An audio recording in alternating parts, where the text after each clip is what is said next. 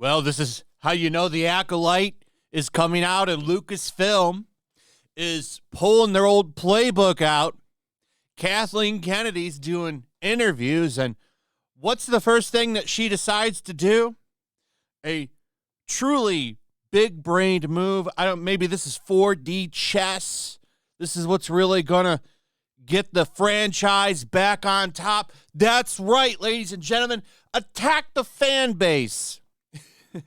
Keep in mind, this is the boss of Lucasfilm.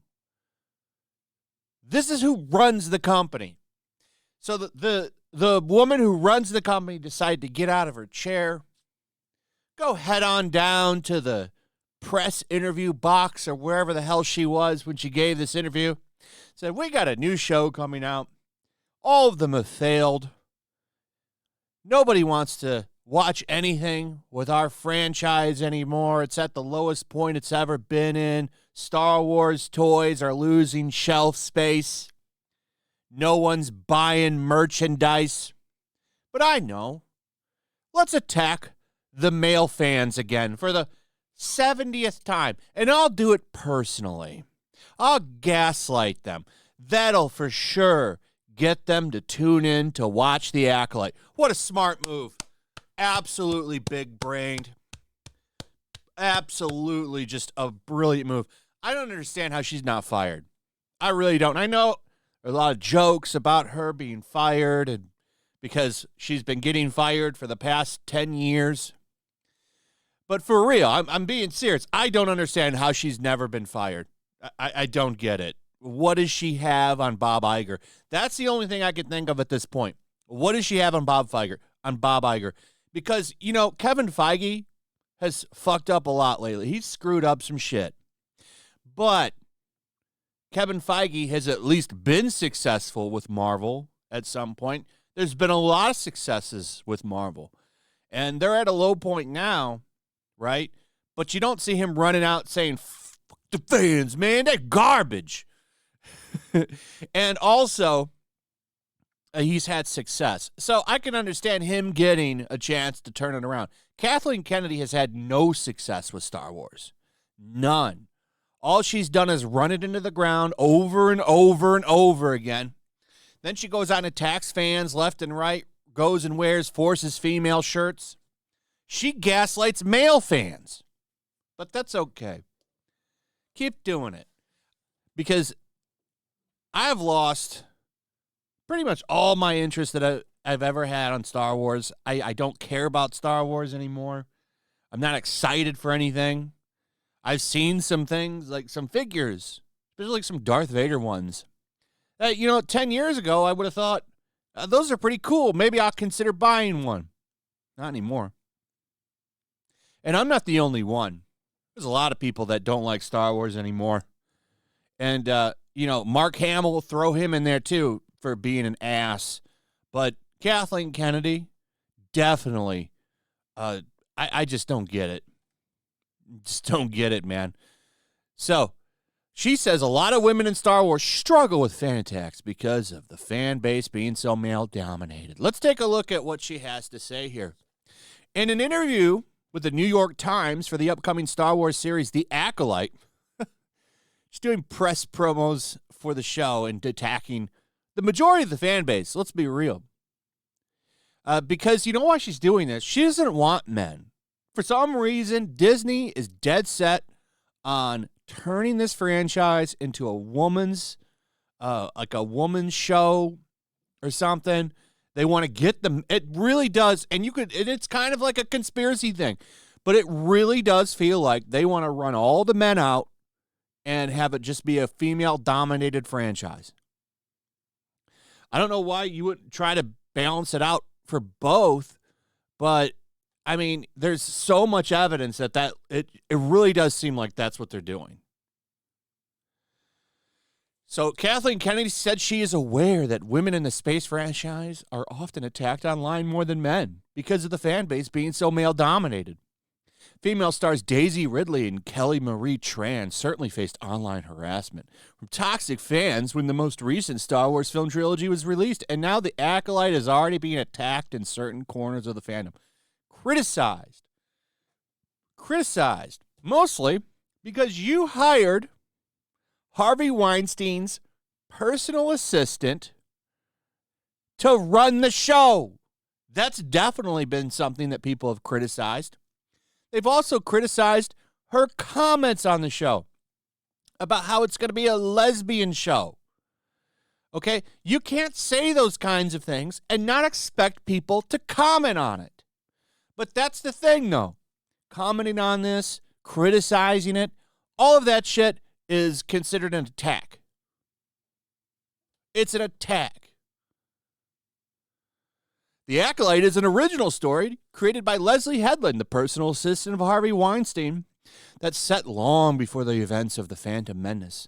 Headland, known for directing films such as Sleeping with Other People and co-creating Netflix's hit comedy series Russian Doll, is the first woman to serve as showrunner of a Star Wars series. And it's funny that we picked Harvey Weinstein's personal assistant to be the first woman showrunner. What was Deborah Chow doing? Though she kind of dropped the ball with Obi-Wan. So, I don't know. Yeah, she did do Obi-Wan. What about Patty Jenkins? Why didn't you let her do it? Now, she's definitely can be hit or miss because Wonder Woman 1984 sucks. But that first one was pretty good. I don't understand why you don't maybe get her to run the show. But no, you get Harvey Weinstein's personal assistant. A lot of red flags there that, of course, none of the media never comments on. Never gives her any shit. If she was a man, she'd be attacked relentlessly. And that's a fact. You don't think Leslie Headland knows where some people are buried on that thing? She knows where the bodies are. She was his personal assistant. To give her a pass and say she didn't know nothing is bullshit. But yeah, she's just an old little woman. Yeah, you can't talk about her. She's just a little old girl. Her show includes major new female Star Wars characters, played by a bunch of people that have nothing really to do with anything here. As reported by The Times, a loud, primordial part of the Star Wars fandom is pushed back in predictable fashion. Why are there so many women, girls, and minority characters increasingly dominating the ranks of the Jedi, reads a comment in the Acolyte trailer, while others expressing a similar worldview.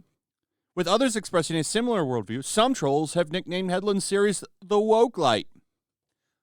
I like that. That's a good one. That's a good name for it. The Woke-a-Light. So the reason they're saying that are because of the comments of Harvey Weinstein's personal assistant, Leslie Headland. That's why people are saying that, because she's the one that's talking about how it's going to have non-binary this and that. And, of course, we're going to explore Star Wars through a queer lens and all this shit. She's the one out there saying all that stuff. So, of course, yeah, people are going to make fun of it, and they're going to talk about it. How can you can't, what do you think how do you think people are going to respond to that? The marketing for a lot of this shit, this show is probably going to be awful. I'm not willing to give this show the benefit of the doubt at all, because all of this Marvel Star Wars TV, except for one show, X-Men 97, have all been dog shit. Mandalorian started out good, but the way that series has progressed, I can't recommend that show. You got to take it as a whole. And as a whole, The Mandalorian is trash. That third season was absolute dog shit. Book of Boba Fett was absolute dog shit. That's all part of the same story. So I don't recommend that show anymore. I wouldn't have recommended that show in years. And there's nothing else other than maybe some people would make the argument for Andor. But other than that, I don't see what else. So we'll put Andor in there. There's enough people that I respect that like that show. I haven't watched it. I thought the first two episodes were absolutely boring. I did not want to watch the third one. I'm told it gets better after the third one, but I got other things to watch. So nothing that they've done has been good. So yeah, everything that comes out, people are going to make fun of it, and people are going to examine it in detail. My belief is that storytelling does need to be representative of all people, Kennedy told the publication about her support for Headland's Acolyte. That's an easy decision for me. Of course it is. She sits down and wants to give a woke presentation and attack fans. Instead of talking about the show and how great it's going to be. No, let's attack fans. That's the best way. That's the best way to get them to show up. I can't wait to see the ratings on this show. Operating within these giant franchises now with social media and the level of expectation, it's terrifying, Kennedy continued. I think Leslie has struggled a little bit with it. I think a lot of women who step into Star Wars struggle with this a bit more because of the fan base being so male-dominated. They sometimes get attacked in ways that can be quite personal. Headland has already started to limit her exposure to online chatter about the show to block out any of the toxic fans. And the show hasn't even debuted on Disney Plus yet. As a fan myself, I know how frustrating some Star Wars storytelling in the past has been. I felt it myself. I stand by my empathy for Star Wars fans, but I want to be clear, anyone who engages in bigotry, racism, or hate speech, I don't consider a fan. So that was her saying that. Well, you know what? I don't want to be a fan of you. You are the personal assistant of a monstrous piece of shit, and you probably ran cover for him constantly. Odds are you're a nasty, awful person, and it's wild to me that nobody will bring up that you held this guy's balls and washed them. And I don't mean literally, it's figuratively. So, typical Lucasfilm shit here. This is what they've always been doing for years. It's not a shocker to me. But I do find it surprising. I really do find it surprising that she hasn't been fired. This is the greatest example of why Hollywood is in the shit it is in right now. Attacking the fans for not liking what you've been doing. Typical shit. Until they stop doing stuff like this, it's going to get even worse. And not just for Star Wars, all of entertainment. This let's market on the woke shit kills shit. I brought up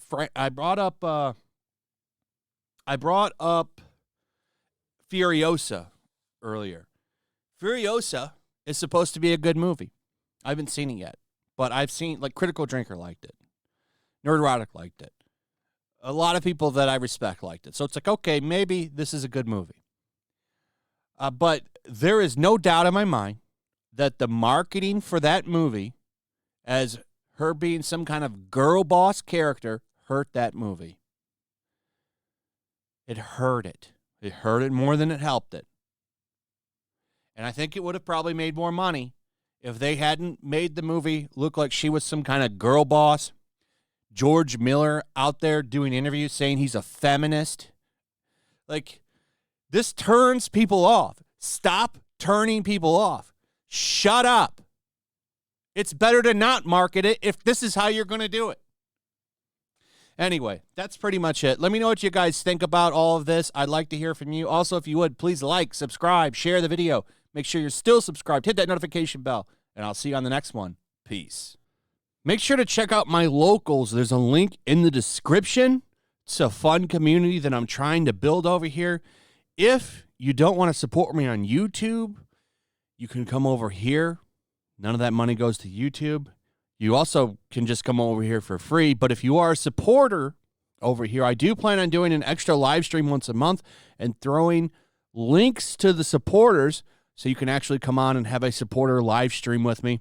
Also, it's a good place to catch all of my content. You don't have to worry about notifications like YouTube. They'll definitely work over here. So come check out my locals.